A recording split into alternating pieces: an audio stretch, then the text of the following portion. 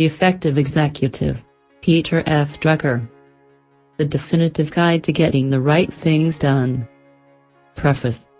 By Peter F. Drucker. Management books usually deal with managing other people. The subject of this book is managing oneself for effectiveness. That one can truly manage other people is by no means adequately proven. But one can always manage oneself. Indeed, executives who do not manage themselves for effectiveness cannot possibly expect to manage their associates and subordinates.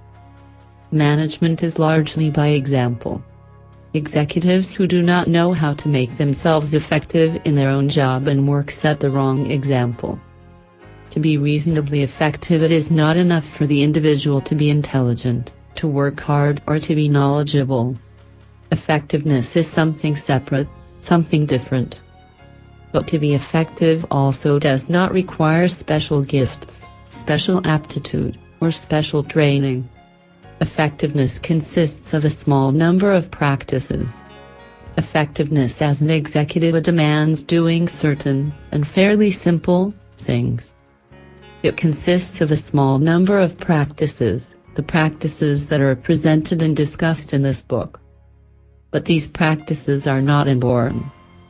In 45 years of work as a consultant with a large number of executives in a wide variety of organizations, large and small, businesses, government agencies, labor unions, hospitals, universities, community services, American, European, Latin American, and Japanese, I have not come across a single natural, an executive who was born effective.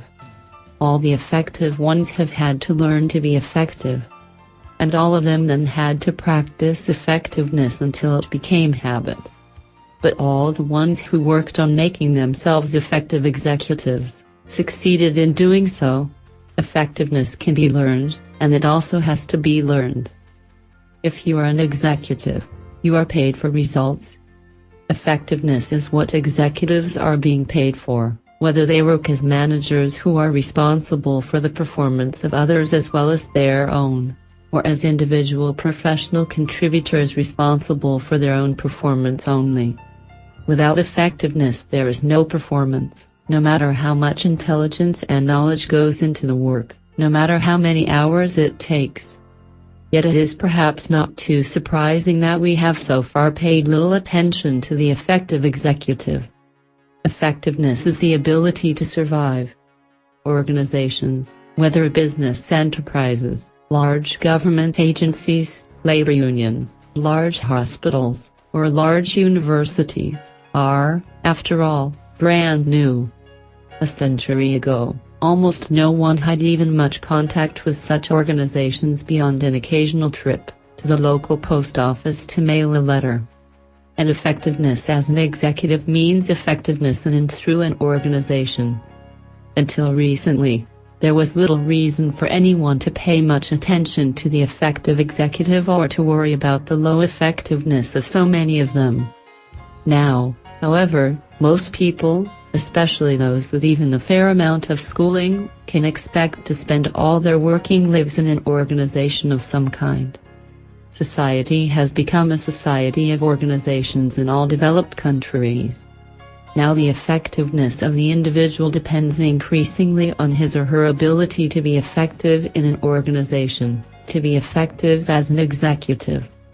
And the effectiveness of a modern society and its ability to perform, perhaps even its ability to survive, depend increasingly on the effectiveness of the people who work as executives in the organizations. The effective executive is fast becoming a key resource for society, and effectiveness as an executive a prime requirement for individual accomplishment and achievement, for young people at the beginning of their working lives fully as much as for people in mid-career. Claremont, California. Peter F. Drucker. End of the preface.